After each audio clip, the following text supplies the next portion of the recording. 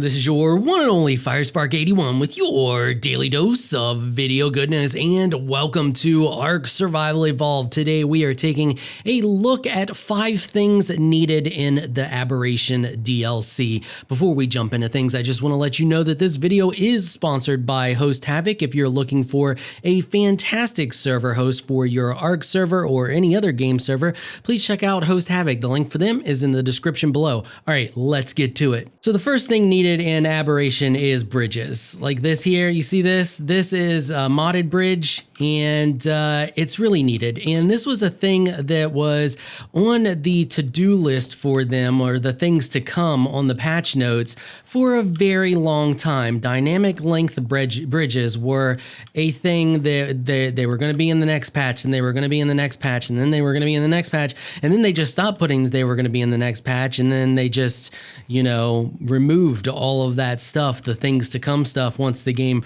wanted to release it, they just never made it in, and there's really no excuse for them not to be in the game by now. They should have been in when the tree platforms and the redwoods biome and all that was introduced. They should have had the dynamic length bridges. If a modder out there can do it and add it to the game, there's no reason the bunch of professional coders couldn't. Now, not saying that the modder wasn't a professional coder. These bridges in this mod are absolutely fantastic, and I would think it's safe to say that they've probably had some experience with the Unreal Engine beforehand, before they got into Ark modding. But yeah, I mean, and technically Ark owns, or I should say Wildcard owns, all of the mods that are created. You don't really own them because you're using Ark stuff, and that's pretty much the same thing with any mods out there. The game company actually owns them, so there's no reason they couldn't have just absorbed this code, heck, even given the modders some compensation, bought it from them if they felt guilty about doing, just taking the code.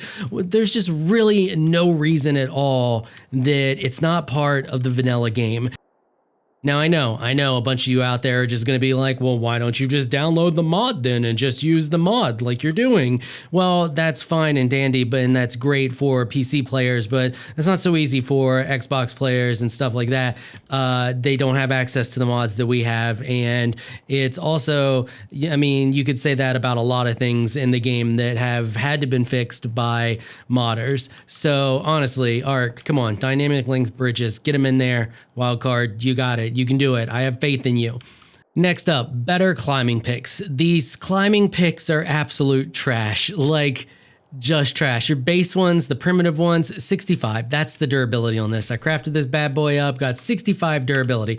Watch how quickly, and I'm sure anybody out there who's played or has been playing Aberration already knows how quickly look at this.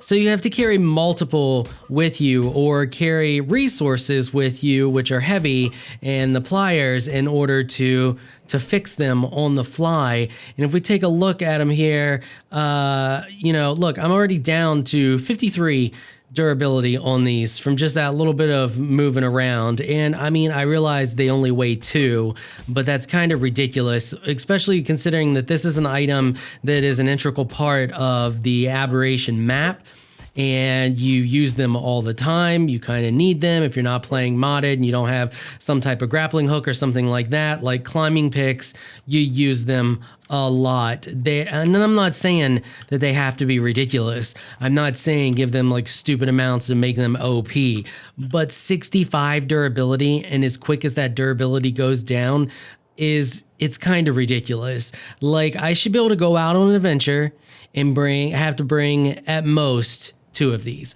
Like, I should be able to be going from my base for a good hour or so and only have to bring 2 of these. Like, it's absolutely ridiculous. I mean, you scale one wall and you're done. You scale one really big wall. Heck, look at this. You scale a tiny wall, and you've pretty much used up half the durability, if not more.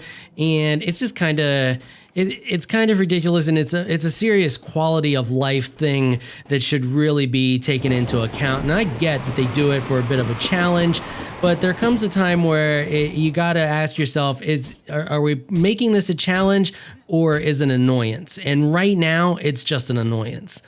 All right, that's all I really got to say about those. On to the next. Next up, we have earthquakes, and they really need to add an INI option to turn these off. There just needs to be. And I get, once again, that they wanted this to be like the big thing in this map, and it's supposed to be a hassle when you're trying to climb and knock you off stuff, but just as with the cave flyers and everything else that's been out there that they've changed, and stopping you from having cave flyers and all that other stuff. You guys know what I'm talking about. All you ARK players that have been with them for a while, you know what I'm talking about. All the things that they've changed that we've thrown a fit about, that they then went back and added an INI option so you could turn it on or off.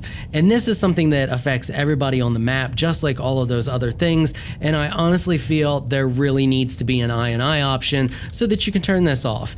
On officials, have it, that's great, but if I don't want to deal with earthquakes, I shouldn't have to deal with earthquakes. I find them to, when they first come out and I first started playing it, I was like, oh, that's so neat. Look, stuff's falling out of the sky. It's cool, free treasures, all of that. And now it's just to a point where I'm like, oh God, here's another earthquake, and to the point where I scoured the net to find a command to turn them off. And then every time there is an earthquake, I turn them off just because they are so annoying.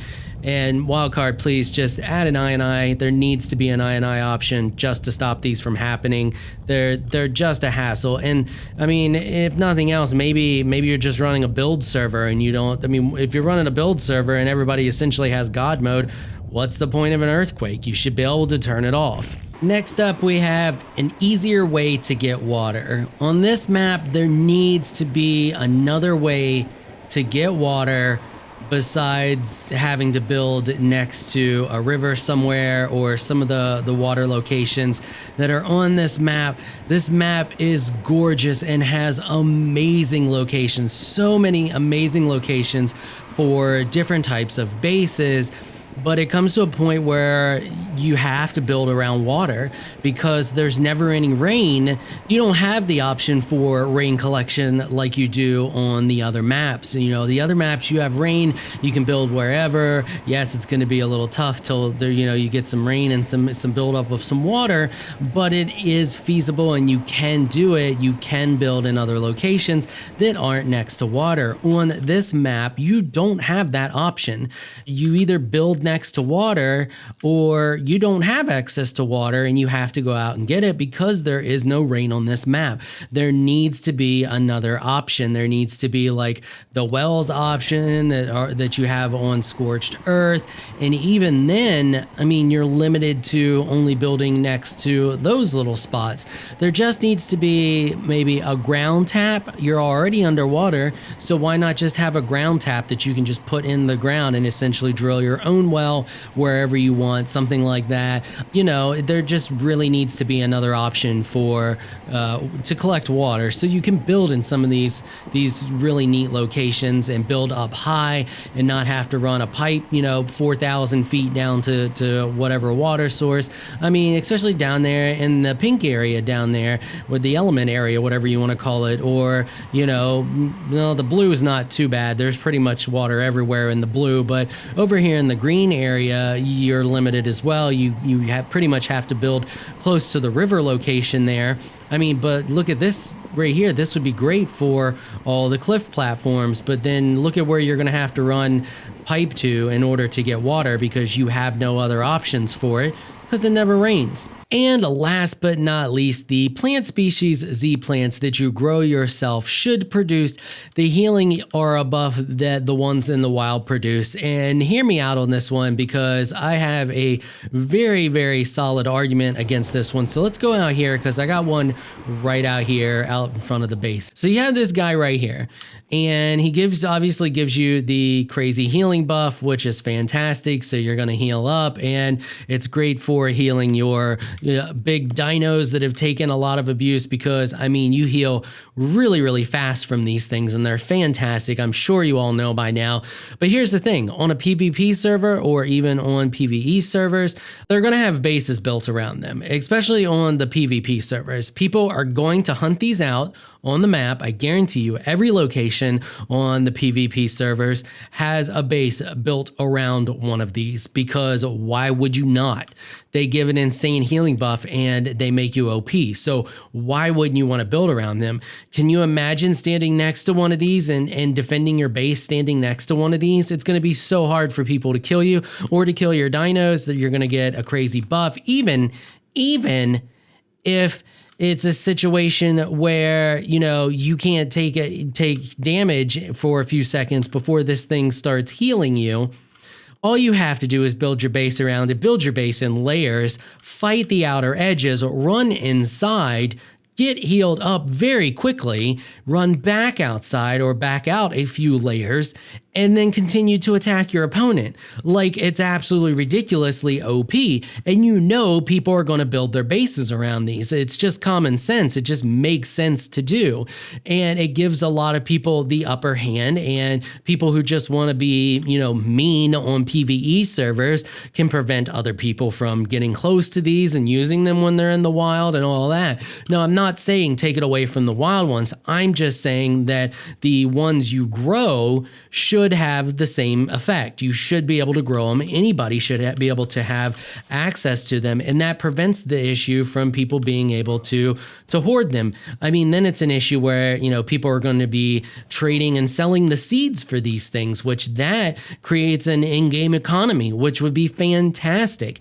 Even, you know, early game. I mean, once you have them, you know, you're going to go out early game and you're going to start collecting a bunch of seeds. You're going to hoard the seeds. You're going to use some of them, you know, for your own, but you're mainly going to hoard them and then sell them, or the big tribes that grab them can hoard them. Another thing that they could do is allow the ones that are grown to actually produce seeds inside the crop plot that are, you know, different from the fruit, that are actual seeds like you get to continue growing more.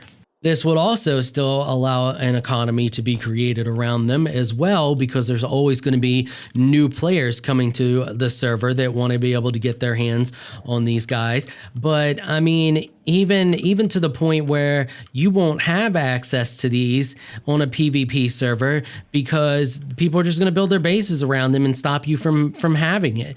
And it's just going to be a total pain in the butt. That's one of the reasons I don't even play PvP, is because of stuff like that. And this just makes it so much worse.